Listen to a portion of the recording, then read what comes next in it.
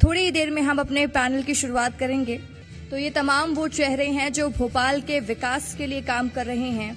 पंकज कुमार मौजूद है हमारे साथ मंच में, ये एजीएम हैं सेंट्रल बैंक ऑफ इंडिया के, और साथ ही अमलतास इंडिया के चेयरमैन हैं श्री सरवर हुसैन जी, जो कि 34 वर्षों से रियल एस्टेट के सेक्टर में काम कर रहे हैं और भोपाल के विकास के लिए हमेशा प्रयास करते रहे हैं। और भोपाल वासियों को उन्होंने कई प्रोजेक्ट्स दिए हैं, कई टाउनशिप के प्रोजेक्ट्स दिए हैं। Over to you Shivangi. Thank you so much Rasika. और इस पैनल की हम शुरुआत करेंगे, बेहद ही खास पैनल है ये। नीरज जी अब से कुछ ही देर में हमें ज्वाइन करेंगे और ये पैनल इसलिए भी खास हो जाता है क्योंकि आज हम महिलाओं के बारे में बात कर रहे हैं, महिलाओं के बारे में चर्चा कर रहे हैं और लगातार महिलाएं अपने अपने क्षेत्र में जिस तरीके से काम कर रही हैं, आगे बढ़ रही हैं। मैं मानती हूं कि यहाँ पे हमारे पैनल में से पुरुष मौजूद हैं, सिर हंस रहे हैं। तो देखिए, पुरुषों का भी बेहद ही महत्वपूर्ण योगदान होता है महिलाओं के विकास के लिए, उनको आगे बढ़ाने के लिए एक सपोर्ट सिस्टम के रूप में, जैसा कि हम पहले भी इस बारे में चर्चा कर रहे थे। और सवाल सबसे पहले पंकज जी से रहेगा मेरा, क्योंकि हम जब सेंट्रल बैंक की बात करते हैं तो कई सारी ऐसी स्कीम्स हैं जो कि महिलाओं के लिए स्पेसिफिकली होती हैं। तो वो क्या स्कीम्स हैं जो आगे बढ़ाने के लिए, महिलाओं को आगे बढ़ाने के लिए, उन्हें सशक्त करने के लिए बैंक की तरफ से लाई जा रही हैं? सर्वप्रथम हमारे सेंट्रल बैंक ऑफ इंडिया की तरफ से आपके सभी दर्शकों, श्रोताओं को सादर अभिनंदन, महिलाओं को सादर प्रणाम इस अवसर पर, और नारी शक्ति का सादर अभिनंदन है, सादर प्रणाम है। तो इस अवसर पे मैं कहना चाहूँगा कि हमारे सेंट्रल बैंक ऑफ इंडिया की तरफ से बहुत सारी जो योजनाएं हैं महिलाओं के कल्याण के लिए हैं। तो सबसे पहली बात है कि देखिए, अब जो लड़कियों के लिए, नारी शिक्षा के लिए जो है हमारा बैंक जो है एक अच्छा स्कीम है, हमारा जमा योजना है, हमारा सुकन्या समृद्धि योजना। ठीक है, इसमें अच्छा इंटरेस्ट रेट ऑफ है हमारा 7.6% का है, नहीं जो कि ये स्कीम जो हमारा जो है ये लड़कियों की शिक्षा के लिए बहुत कारगर है। ठीक है, उनके शिक्षा के लिए, उनके जो मैच्योरिटी होता है, उनको जब जो वयस्क होती हैं तो उनके वो एक खास मिनिमम 250 रुपये में स्कीम स्टार्ट कर सकती हैं आप। और उसके बाद उसमें जो है आयकर के अधिनियम के तहत इसमें आयकर की धारा में छूट भी इसमें है। तो एक अच्छा स्कीम है ये, डिपॉजिट स्कीम है, जो कि महिलाओं के लिए, लड़कियों के लिए, नारी शिक्षा के लिए इसका बहुत बड़ा योगदान है। दूसरा हमारा जो ऋण योजना है, जो अभी हमारा है सेंट गृह लक्ष्मी करके है, वो इसमें हमारा सबसे जो है बहुत कम्पिटिटिव इंटरेस्ट रेट है हमारा हाउसिंग लोन पे, गृह ऋण पे हमारा 8.45 इंटरेस्ट रेट है। इसमें आप रिपेमेंट पीरियड हमारा जो है, जो जमा करने की जो अवधि होती है, भुगतान करने की अवधि, वो 30 साल तक भुगतान की जा सकती है। और ये है खास ये एक है क्या है, देखिए वो उद्यमी महिलाओं के लिए, जो कि आज हमारा देश के लिए जो एक सब एक खास जो स्मॉल मीडियम इंटरप्राइजेज है, महिलाओं को आगे बढ़ने के लिए जो महिला उद्यमी हैं उनके लिए हमारी स्कीम है सेन कल्याणी। ठीक है, वो एक अच्छा स्कीम है एमएसएमई, मीडियम स्मॉल इंटरप्राइज के लिए, लघु मध्यम और जो है महिलाओं के लिए, उद्यमों के लिए। ये हमारी जो स्कीम्स हैं ये, और सेंट वाहिनी है व्हीकल लोन के लिए जो है, ये भी हमारा इंटरेस्ट रेट है। ये सिर्फ खास प्रोडक्ट है जो कि कम्पिटिटिव इंटरेस्ट रेट पे, कम ब्याज दरों पे जो है मार्केट से वो हम इंटरेस्ट रेट दे रहे हैं महिलाओं के लिए। तो एक बेहद आपने बताया कि किस तरीके से महिला सेंट्रल बैंक में या इन्वेस्ट करना चाहती है, कुछ योजना के बारे में। तो चलिए अगला सवाल नीरज जी आपसे है। कोचिंग इंस्टीट्यूट आप चलाते हैं, युवाओं को उस मुकाम पर पहुंचाने का आप काम करते हैं, तो आप क्या देखते हैं कि जो एक फीमेल स्टूडेंट होती है वो मेल स्टूडेंट से हम देखते हैं कि कई बार वो ज्यादा होशियार निकलती हैं, तो उनमें आप अंतर क्या देखते हैं? सबसे पहले तो मैं घर क्लासेस की ओर से सभी महिला शक्ति को प्रणाम करता हूं। जितनी भी बहनें जो आगे बढ़ रही हैं उन सबको मैं ये मोटिवेट करता हूं कि लड़कियां अभी आप देख रही होंगी हर फील्ड में, चाहे वो एजुकेशन की फील्ड हो, चाहे वो इंजीनियर्स की फील्ड हो, चाहे पुलिस की फील्ड हो, चाहे मेडिकल डॉक्टर्स की फील्ड हो, हम यहाँ भी देख रहे हैं जो लड़कियां हैं आजकल, जो हमारा गर्ल्स है वो हमेशा आगे निकल रही है। उसके पीछे रीजन ये है कि जो भी गर्ल्स काम कर रही हैं उनका एक कंसंट्रेशन रहता है। हमेशा से देखा गया है कि गर्ल्स एक कंसंट्रेटेड रूप में काम करती हैं, जबकि कई बार बॉयज क्या होता है कि इधर उधर भटक जाते हैं। तो मैं हमेशा से कहता हूं कि लड़कियां बहुत अच्छा काम कर रही हैं और हमें इनसे कुछ सीखना चाहिए। तो आने वाली पीढ़ियों को, बॉयज को, हमें बहुत कुछ सीखना है इन महिलाओं से कि किस तरह से आगे निकलता जाए। बिल्कुल, महिलाओं से काफी कुछ सीखा जा सकता है और अब सीख कर लोग आगे भी बढ़ रहे हैं। महिलाओं को तवज्जो दी जा रही है, जो कि बेहद ही महत्वपूर्ण और सराहनीय भी है। सरवल जी, सवाल अब आपसे होगा। बहुत देर से आप मुस्कुरा रहे हैं क्योंकि महिलाओं के बारे में जिस तरीके से चर्चा की जा रही है और इस खास पैनल में जहां पे सिर्फ पुरुष मौजूद है, आपसे मेरा सवाल ये है कि रियल एस्टेट की जब हम बात करें तो हम विदेशों में देखते हैं कि सबसे ज्यादा रियल एस्टेट में महिलाएं ही पाई जाती हैं, लेकिन भारत में रियल एस्टेट की फील्ड में जब हम फील्ड की बात करते हैं, यानी कि जमीनी स्तर की बात करते हैं, तो वहां पे महिलाएं बेहद ही कम देखी जाती हैं आज भी। ऐसा क्यों? देखिए, महिलाओं को नो डाउट कि काफी बाद में हमारे समाज में आगे बढ़ने के मौके मिले, लेकिन मैं आपको बताऊं कि खुशी की बात ये, मेरे कंपनी में जो लक्ष्मी पूरे संभालती है मेरी बेटी है डायरेक्टर। तो लड़कियों को सब आज पेरेंट को बढ़ाना है। सर, आपने अपनी बेटी को लक्ष्मी बना के रखा है, लेकिन महत्वपूर्ण है कि आप माइक पास करके सबको उसके बारे में भी बताएं कि किस तरीके से आपने आगे बढ़ाया। आवाज थोड़ी सी कम आ रही है। देखिए, होता क्या है कि पेरेंट्स को सोचना पड़ेगा कि हम बेटियों को आगे बढ़ाना है, और सही मानों में सोचा जाए तो आज अगर कोई भी इंसान, अगर मर्द या मैं डेवलप हुआ हूं तो मेरी माँ से ही सीखा है। तो जो मकाम माँ का है, बहन का है, बीवी का, और जो उनकी मौजूदगी से घर स्वर्ग बनता है, वो अगर किसी के घर में बेटी नहीं है और 2 बेटे हैं तो स्वर्ग नहीं महसूस होता। और उनको अभी मौके दिए जा रहे हैं और उनमें बहुत सक्षम है। महारानी लक्ष्मीबाई तो उस समय में युद्ध लड़ी, तो पोटेंशियल लड़कियों में कम नहीं है, और लड़कियां बहुत आगे आ रही हैं। वो तो हमारे यहाँ का कल्चर उस समय ऐसा था कि उन्हें मौके नहीं मिलते थे। आज लड़कियां बहुत आगे आ रही हैं। मेरे कंपनी में भी लड़कियां ज़्यादा सिंसियर हैं, बहुत सारी हैं।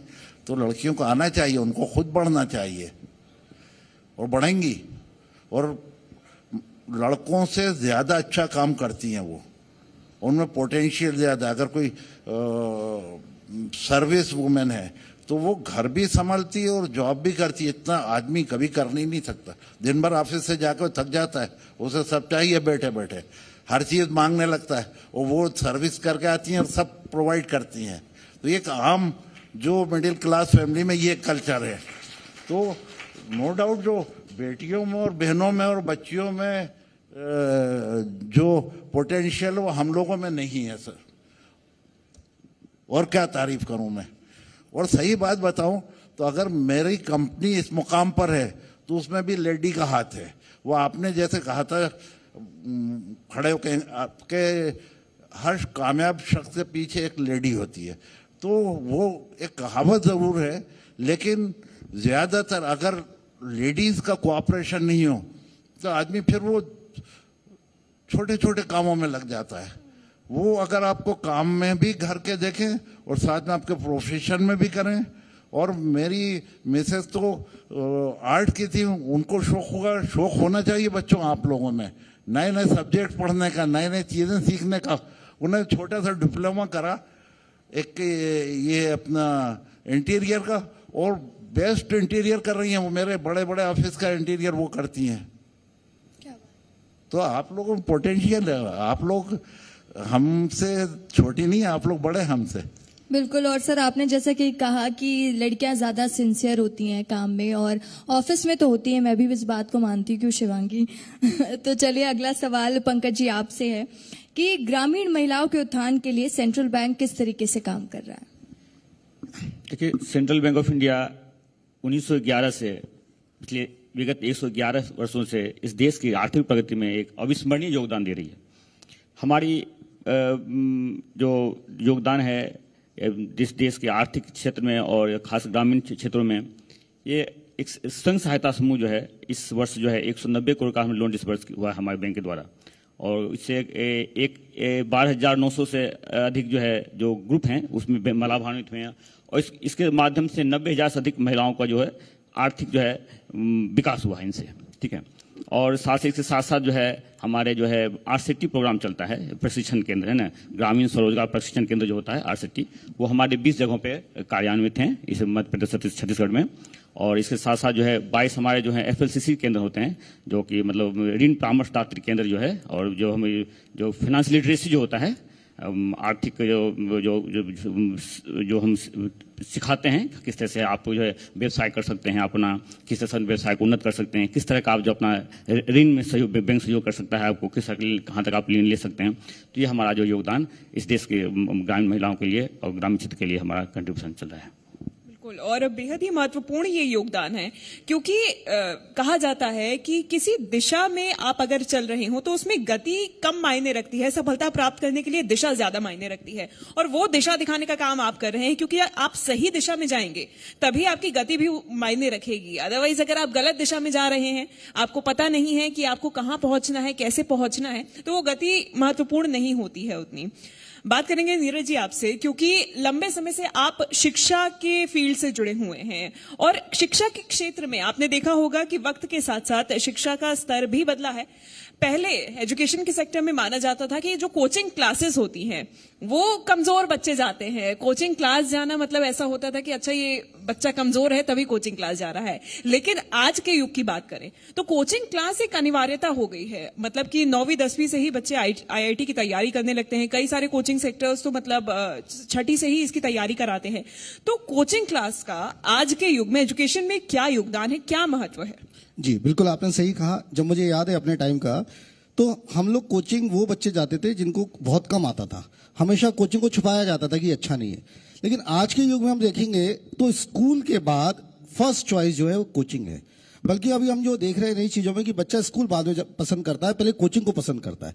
क्योंकि जितना भी बच्चों का आगे आने वाली फील्ड है, जहां पर भी बच्चा अपने आप को देख रहा है, वो कोचिंग इंडस्ट्री ही उसकी मदद कर पा रही है। 6 क्लास से कोचिंग लगाने का मतलब ये है कि बच्चे को 4 और 6, 7, 8, 9, 10th का क्लास मिलेगा, 11, 12th मिल रहा है, तो उसको कंप्लीट 6 साल मिल रहे हैं। और इस 6 साल में जो कैरियर उसको बनाना है, जो भी क्षेत्र में उसको जाना है, चाहे वो आईआईटी जेईई का क्षेत्र हो, चाहे वो नीट का क्षेत्र हो, चाहे वो मेडिकल का क्षेत्र हो, चाहे वो आईएएस में उसको जाना हो, तो वो सब कुछ कोचिंग सेंटर्स उसको सिखा रहा है।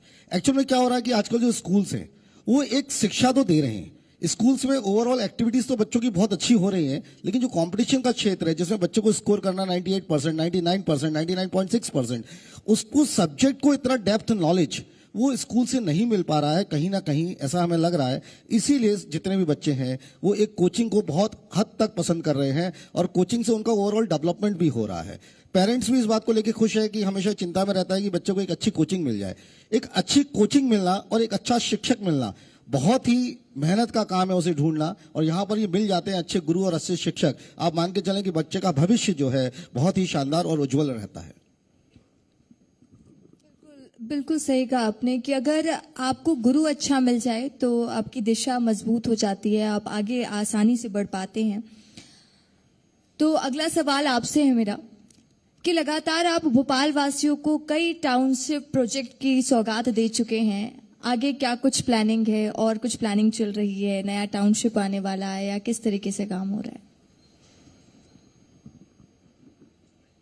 देखिए, मैं बिल्डर से ज्यादा समाज के बारे में सोचता हूं,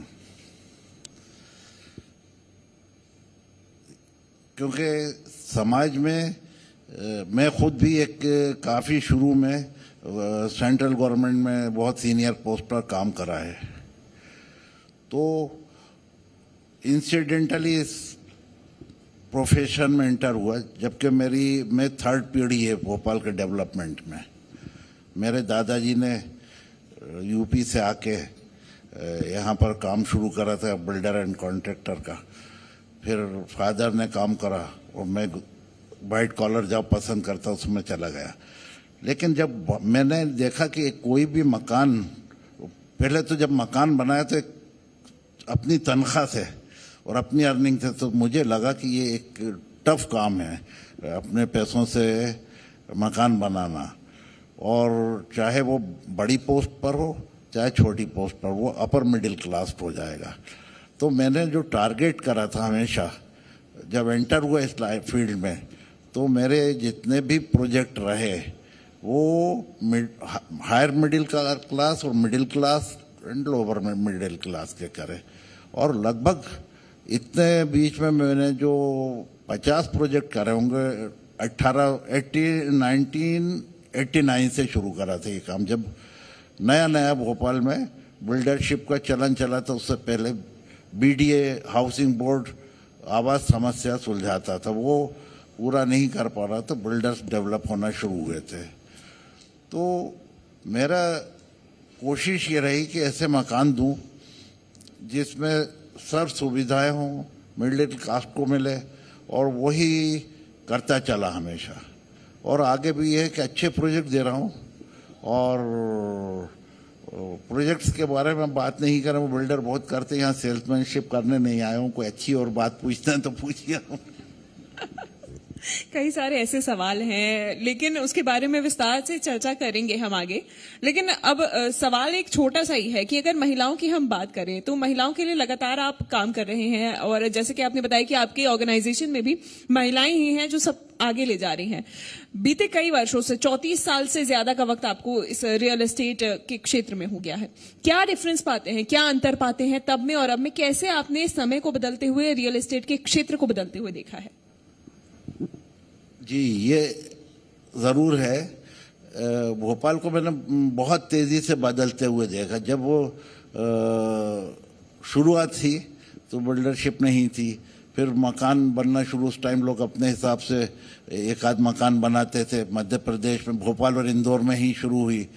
उस समय अनऑर्गेनाइज्ड वे में बनते थे, तो ऑर्गेनाइज्ड वे में बनाना शुरू करा, साथ में एमिनिटीज़ दी गई। फिर गवर्नमेंट को भी ने भी कोऑपरेट करा, कुछ बिल्डर्स ने डेवलप करा। तो 20 साल में इसमें काफ़ी बेटरमेंट हुआ। और अभी जो बेटरमेंट के स्कोप है वो सबसे बड़ा ये है कि नई नई टेक्नोलॉजी में जाना चाहिए, क्योंकि अब डे टू डे जो मैन पावर मुश्किल से मिलती है। अच्छा, गांव से मैन पावर काफ़ी आती थी, तब उनको गांव में इतना रोजगार सरकार देती है कि वो काम करने आती नहीं है। तो ऑटोमाइजेशन पर जाना पड़ेगा, नए नए तरीके से कंस्ट्रक्शन करना पड़ेंगे, नए मटेरियल यूज़ करना पड़ेंगे ट्रेडिशनल से हटके, तो अच्छी चीज़ दे सकते हैं। और ये तो बिल्डर को करना होगा, साथ साथ गवर्नमेंट के भी काफ़ी कोऑपरेशन की ज़रूरत है। ख़ास तौर से भोपाल में बड़ी प्रॉब्लम है। इंदौर तो काफ़ी अच्छा रियल एस्टेट में जा रहा है, क्योंकि वो एक इंडस्ट्रियल सिटी है। भोपाल एक छोटा सिटी है, तो वहाँ पर क्या है कि रियल एस्टेट में उतना अच्छा करने के मौके कम हैं। यहाँ पर आमदनी कम है, इंडस्ट्रियलाइजेशन कम है। तो इसमें गवर्नमेंट का सहयोग ये होगा कि जब तक इंडस्ट्रीज को आगे नहीं बढ़ाएंगे और रियल एस्टेट बिजनेस उतना अच्छा नहीं जा सकता। और रियल एस्टेट ही ऐसा बिजनेस है जो शायद एग्रीकल्चर से ज्यादा, सबसे ज्यादा एम्प्लॉयमेंट देता है, डायरेक्ट एंड इनडायरेक्ट। तो ये तो एक तरह से सेवा वाला काम भी मान ले, अगर अच्छा काम करके दे रहा है तो लोगों को आवास भी अच्छा दे रहा है, मकान अच्छा दे रहा है और एम्प्लॉयमेंट दे रहा है। तो इस तरफ तो बहुत ध्यान देना चाहिए, जो शायद थोड़ा कम हो रहा है। बिल्कुल, और सरकार की तरफ से योजनाएं भी कुछ न कुछ लाई जा रही हैं और ऐसे में काम भी किया जा रहा है। लेकिन आपने बहुत सही बात की कि रियल एस्टेट एक बहुत वास्ट क्षेत्र है जहां पे लोग जुड़ रहे हैं, लगातार इस पे काम हो रहा है। नीरज जी, एक आखिरी छोटा सवाल आपसे है। बोर्ड परीक्षाएं चल रही हैं बच्चों की, और ऐसे में आपकी तरफ से उन बच्चों के लिए जो कि इन परीक्षाओं में बैठ रहे हैं, उनके लिए क्या संदेश? देखिए, जितने भी बच्चे मुझे सुन पा रहे हैं और अभी उनका बोर्ड एग्जाम्स आसपास है, तो सबसे पहले तो हमें ये देखना है कि बच्चों को बोर्ड एग्जाम से बहुत डर लगता है, क्योंकि वो पहली बार देते हैं। मेरा हमेशा से बच्चों से कहना है कि बोर्ड एग्जाम आपके जीवन का सबसे सिंपल एग्जाम रहने वाला है। उसके पीछे रीजन ये है कि जैसे बच्चा कोई अच्छे स्कूल से पढ़ा है, उसको अच्छी कोचिंग्स मिली है, तो पेपर उसके हिसाब से नहीं आ रहा है। जो सीबीएसई बोर्ड का या एमपी बोर्ड का पेपर है, उस बच्चे के हिसाब से भी आ रहा है जो किसी गांव में पढ़ रहा है। यहाँ पर सुख सुविधाएं नहीं है, यहाँ पर पढ़ने की सुविधाएं नहीं है। तो पेपर का जो पैटर्न आता है वो ओवरऑल बहुत सिंपल पेपर होता है और बच्चे उसको बड़ी आसानी से कर सकते हैं। दूसरा मेरा सुझाव है बच्चों के लिए कि कभी भी किसी क्वेश्चन में डरना नहीं है। सपोज करो कोई क्वेश्चन ऐसा आ गया जिसके बारे में बच्चे को नहीं आया या उसने नहीं पढ़ा, तो 2 मिनट शांत होकर अपने मन को सोचे कि किस चैप्टर का क्वेश्चन है, उसके बारे में वो क्या जानता है, और हम उसके बारे में कुछ भी लिख सकते हैं उसके बारे में, तो वो लिख के आए, क्योंकि वहां नेगेटिव मार्किंग नहीं होती है।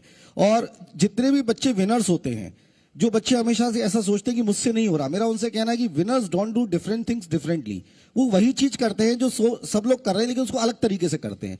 तो अगर हमें जीवन में कुछ करना है, हमें आगे बढ़ना है, तो हमें उसी काम को थोड़ा सा अलग तरीके से कर देना चाहिए, और हर बच्चा इससे 100 आउट ऑफ 100 ला सकता है। बिल्कुल, ये बहुत अच्छी आपने सलाह दी है कि धैर्य ऐसे एग्जाम्स में बहुत ज्यादा जरूरी होता है, क्योंकि हम कई बार देखते हैं बच्चे घबरा जाते हैं और ऐसे में उनका पेपर छूट जाता है, वो अपना समय गवा देते हैं, 3 घंटे का जो समय उनके पास रहता है। तो धैर्य बहुत ज्यादा जरूरी है अपने सोच समझ के उस पेपर को देने के लिए। बहुत धन्यवाद आपका, आप तीनों का हमारे साथ इस पैनल में जुड़ने के लिए। कई महत्वपूर्ण मुद्दे जिसपे हमने चर्चा की, और भी ज्यादा चर्चा की जा सकती थी, लेकिन ये क्योंकि आप तीनों के ही जो क्षेत्र हैं वो इतने ज्यादा वास्ट है, इतने ज्यादा बड़े हैं कि कुछ ही मुद्दों पर चर्चा हो पाई, लेकिन बहुत अच्छी ये चर्चा, और धन्यवाद आप सभी का हमारे साथ जुड़ने के लिए। और आप लोग भी हमारे साथ बने रहिए, क्योंकि अब से कुछ ही देर में सरकार के मंत्री हमारे साथ डॉक्टर प्रभुराम चौधरी जुड़ने वाले हैं। लेकिन यहां वक्त है एक बहुत ही छोटे से ब्रेक का।